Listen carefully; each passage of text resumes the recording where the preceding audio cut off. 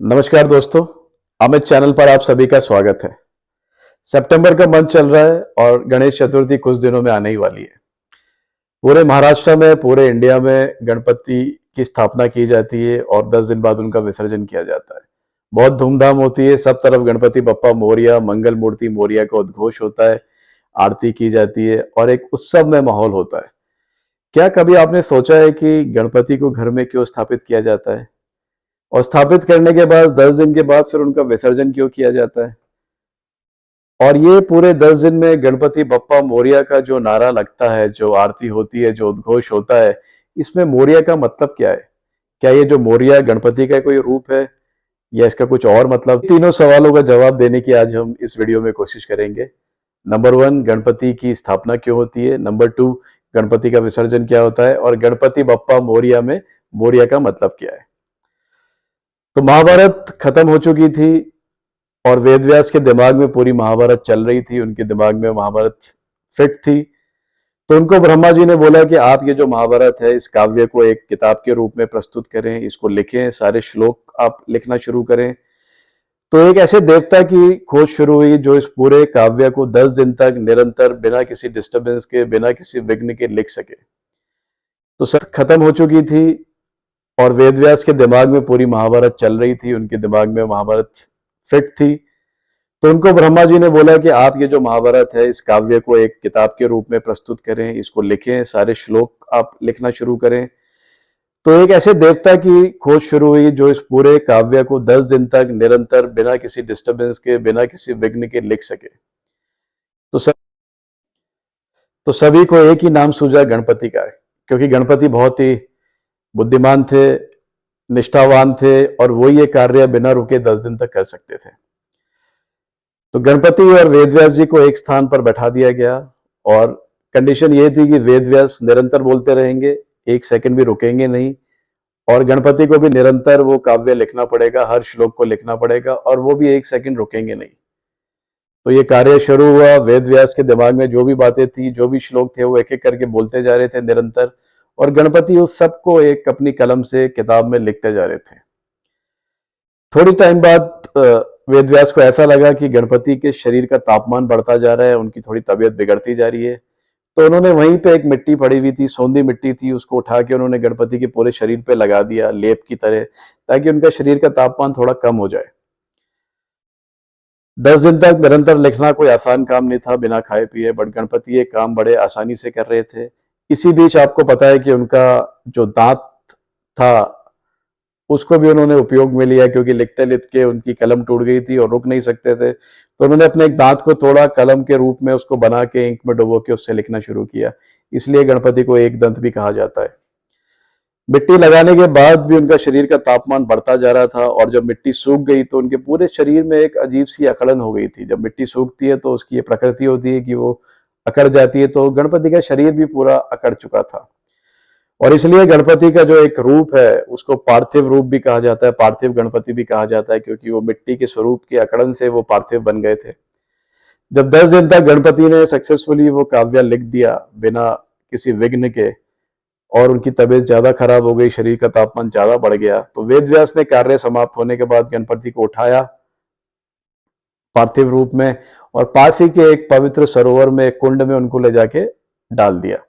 कुंड में डालते उनकी मिट्टी घुलने लगी, मिट्टी दूर होने लगी और उनका शरीर का तापमान भी कम होने लगा। उसके बाद वेदव्यास उनको उठा के अपनी कुटिया में ले गए, उनकी सेवा की, उनको खिलाया पिलाया, उनको बिल्कुल तंदुरुस्त कर दिया।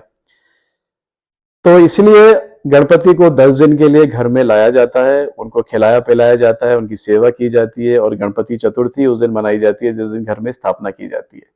और 10 दिन बाद ठीक उसी तरह उनको विसर्जन कर दिया जाता है, जिस तरह से तापमान बढ़ने पर वेदव्यास ने उनको कुंड में डाल दिया था और मिट्टी उनकी बह गई थी। और इसका एक कारण यह भी है कि आप भगवान को ज्यादा दिन बांध के नहीं रख सकते। भगवान अपनी इच्छा से भूलोक पे आते हैं, 10 दिन तक भक्तों के साथ रहते हैं, भक्तों के साथ उनके घर में निवास करते हैं, और उसके बाद वो भूलोक को छोड़ के अपने लोक में चले जाते हैं, स्वर्गलोक में चले जाते हैं, और वहां जाके सभी देवताओं को भूलोक का हाल सुनाते हैं।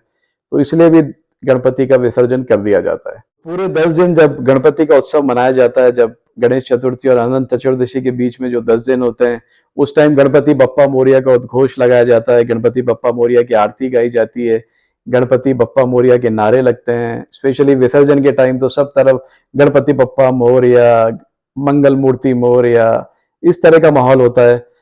तो ये जो गणपति के साथ जो मोरिया जुड़ा हुआ है, इसकी अभी कहानी हम जानने की कोशिश करते हैं। तो महाराष्ट्र में पुणे से कुछ 140 किलोमीटर दूर एक गांव है जिसको मोर गांव के नाम से जाना जाता है।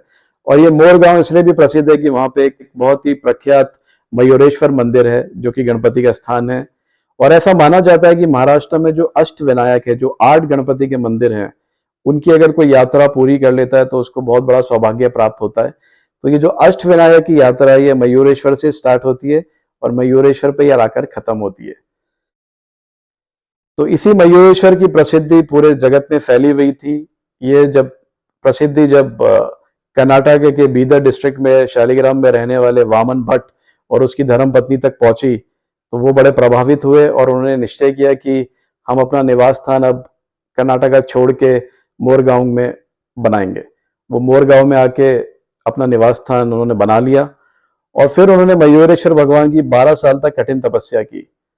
तपस्या क्यों की? क्योंकि उनके घर में कोई संतान नहीं थी और उनको एक पुत्र की चाह थी। 12 साल बाद जब गणपति बहुत ही प्रभावित हो गए, बहुत ही प्रसन्न हो गए, तो साक्षात जब उन्होंने वामन भट्ट को दर्शन दिए और उनसे पूछे कि बताइए आप क्या चाहते हैं, तो वामन भट्ट ने बोला कि मुझे एक पुत्र की चाह है, मैं चाहता हूं कि आप मुझे एक पुत्र प्रदान करें। गणपति ने बोला आपके पिछले जन्म के पाप के कारण आपको पुत्र की उत्पत्ति तो असंभव है, आपके घर में पुत्र उत्पन्न नहीं हो सकता, ऐसा लिखा हुआ है, लेकिन मैं खुद आपके घर में साक्षात जन्म लूंगा और आपके साथ रहूंगा। आपको कल जो मंदिर के बाहर ब्रह्म कुंड है, वहां पे जाके जब अर्घ आप चढ़ाएंगे तो मैं आत्मस्वरूप आपके साथ आपके घर चला जाऊंगा। ऐसे अगले दिन जब वामन भट्ट ब्रह्म कुंड में पहुंचे और वो अर्घ चढ़ाने लगे, तो गणपति आत्मस्वरूप उनके साथ उनके घर चले गए और कुछ महीनों बाद मोरिया नाम से एक पुत्र की उत्पत्ति उनके धर्मपत्नी और उनके घर पे हुई। उस बच्चे का नाम मोरिया रखा गया। बच्चा बहुत ही विद्वान था, दूर दूर तक उसकी प्रसिद्धि थी क्योंकि वो खुद गणपति का रूप था। 5 साल का जब बच्चा हुआ तो उसको बहुत तेज ज्वर हो गया, उसकी तबीयत बहुत ज्यादा खराब हो गई। किसी भी वैद्य को और किसी भी आदमी को समझ में नहीं आ रहा था कि इसको क्या हुआ है। उसी टाइम पे मयूरेश्वर मंदिर में मोर गांव में एक गोसावी आए हुए थे। जब उनको पता चला कि मोरिया की तबीयत खराब है तो वो आए, उसके शरीर पे हाथ फेरा। जैसे उन्होंने हाथ फेरा, उसका ज्वर गायब हो गया, उसकी तबीयत बिल्कुल ठीक हो गई। तब से मोरिया जो है वो मोरिया भट्ट की जगह मोरिया गोसावी के नाम से जाने लगे। मोरिया क्योंकि गणपति के रूप थे, मोरिया की जो प्रसिद्धि थी वो बढ़ती गई, भक्तों की तादाद बढ़ती गई। तो मोरिया ने डिसाइड किया कि मैं अब मोर में नहीं रहूंगा, मैं अब चिंचवड़ में स्थान अपना बनाऊंगा। और वो पूना के पास चिंचवड़ में जाके उन्होंने अपना स्थान बना लिया। लेकिन वो अक्सर या डेली मोर गांव में जाके मयूरेश्वर भगवान की तपस्या करते थे, पूजा करते थे। एक दिन जब वो मंदिर पहुंचे तो बहुत लेट हो चुके थे, मंदिर के सारे दरवाजे बंद हो गए थे। तो उन्होंने वहीं पे कल्पवृक्ष के नीचे भगवान का स्मरण करना शुरू किया। और जब लोग सुबह आए मंदिर खुलने के टाइम, तो उन्होंने देखा कि भगवान जो है वो साक्षात मोरिया के साथ बैठे हुए और बातें कर रहे हैं। उनकी प्रसिद्धि तो सब तरफ चहु और फैलती जा रही थी और भक्तों की तादाद बढ़ती जा रही थी। जब मोरिया काफी उम्र हो गई, काफी बुजुर्ग हो गए, तो उन्होंने गणपति को निवेदन किया कि अब मेरे लिए डेली यहाँ पे आना बहुत मुश्किल है, क्योंकि मेरी उम्र भी होती जा रही है और ये सब मेरे लिए बहुत मुश्किल होता जा रहा है। तो गणपति ने बोला आप कल जब आप मंदिर में जाएंगे और जब ब्रह्म कुंड में आप जब स्नान करेंगे, तो मैं आपको खुद साक्षात मिलूंगा और आप मुझे चिंचवड़ में जो पवना नदी के पास एक मंदिर बना के स्थापित कर दीजिए, ताकि मैं वहां रहूं और आप वहीं पे मेरी सेवा कर पाए। नेक्स्ट डे जब वो ब्रह्म कुंड में जब मोरिया गए और जब अर्घ चढ़ा रहे थे, तो उनको एक मूर्ति मिली गणपति की। तो वो मूर्ति लेके वापस चिंचवड़ स्थान पे आ गए और पौना नदी के पास एक मंदिर बना के वो गणपति को उन्होंने वहीं पे स्थापित कर दिया। पौना नदी ऐसी माना जाती है कि ये एक गंगा नदी का स्वरूप है और इसमें जो नहा लेता है वो स्वर्ग की प्राप्ति होती है। इसका जो पुण्य है वो गंगा के समान ही है। जब मौर्य की उम्र बहुत ज्यादा हो गई तो उन्होंने समाधि लेने का निश्चय किया और वो जीवित ही उन्होंने मंदिर के पास समाधि ले ली। कुछ सालों बाद जब उनका पोता जब बड़ा हुआ तो उसने सोचा कि मैं ये समाधि को खोलूंगा। उन्होंने आदेश दिया कि समाधि को खुदाई की जाए, मैं अंदर तक जाके देख के आऊंगा कि समाधि के अंदर क्या है। जब ये कार्य शुरू हुआ तो मंदिर में से आवाज आई, समाधि में से आवाज आई, ये सब मत करो, मैं अभी भी जीवित हूँ और गणपति की सेवा में लगा हुआ हूँ, तपस्या कर रहा हूँ, आप ये इमिडिएटली बंद करो और मेरे और गणपति के बीच में जो जगह है वहां पे एक शिवलिंग की स्थापना करो। तो उस मंदिर में एक बड़ा शिवलिंग बनाया गया और वो जो समाधि थी उसको उसी टाइम बंद कर दिया गया। वो समाधि आज भी बंद है, वहां पे कोई नहीं जाता है। मुझे सौभाग्य मिला 2 बार वो मंदिर जाने के लिए, देखने के लिए। तो बहुत ही जागृत और बहुत ही चमत्कृत मंदिर है। जैसे ही अब आप एंटर करेंगे आपके पूरे शरीर में गूज बम्प आ जाएंगे, एक अद्भुत एक अनुभूति होगी आपको और आपका मन करेगा कि इस मंदिर में बार बार आए। और बगल में जब पौना नदी फुल फ्लो में बहती है तो बहुत ही अच्छा लगता है। और मैंने खुद देखा है उस मंदिर को पानी में डूबते हुए, क्योंकि हर साल जब डैम से पानी छोड़ा जाता है और जब पौना नदी फुल फ्लो में होती है तो मंदिर अक्सर डूब जाता है। वो जो ब्रह्म कुंड था उसका नाम अब गणपति कुंड, गणेश कुंड कर दिया गया, क्योंकि गणेश जी खुद वहां से निकले थे। और ऐसा माना जाता है कि जो ब्रह्म कुंड है वो ब्रह्मा जी के कमंडल में से जो पानी गिरा, वो कुंड का पानी वो ब्रह्मा जी के कमंडल से गिरने के कारण उसका नाम ब्रह्म कुंड कर दिया। वो एक नदी का हिस्सा है, जो नदी आज भी है, जो नदी आज भी बहती है और लोग उस नदी में नहा के गंगा वाला उनको वहां पे भी पुण्य मिलता है। तो इसलिए गणपति बप्पा मोरिया बोला जाता है, क्योंकि गणपति ने खुद ने उनको आशीर्वाद दिया कि अब जब भी मेरा नाम लिया जाएगा मेरे साथ आपको भी जोड़ दिया जाएगा। और गणपति बप्पा मोरिया का उद्घोष चारों तरफ आज भी है। मोरिया की जो निवास स्थल है वो आज भी वहीं पे बना हुआ है चिंचवड़ में। मैं खुद वहां पर जाकर आया हूँ और उसके अंदर मैंने देखा छोटे छोटे बच्चों को आज भी वेद पुराण पढ़ाया जाता है, निःशुल्क, उनसे कोई फीस नहीं ली जाती है। वो बच्चे वहां पे वेदों का, संस्कृत के श्लोकों का स्मरण करते हैं। बहुत ही अच्छा माहौल होता है। मंदिर भी बहुत अच्छा है और अच्छे से मेंटेन किया हुआ है। तो ये कहानी आपको कैसी लगी? आपके दिमाग में जो संशय थे, जो क्वेश्चंस थे, मुझे उम्मीद है कि मैंने उसका आंसर मैं उसका दे पाया हूँगा। फिर भी अगर आपका कोई संदेह या संशय है तो आप कमेंट बॉक्स में मुझे लिख के भेजें।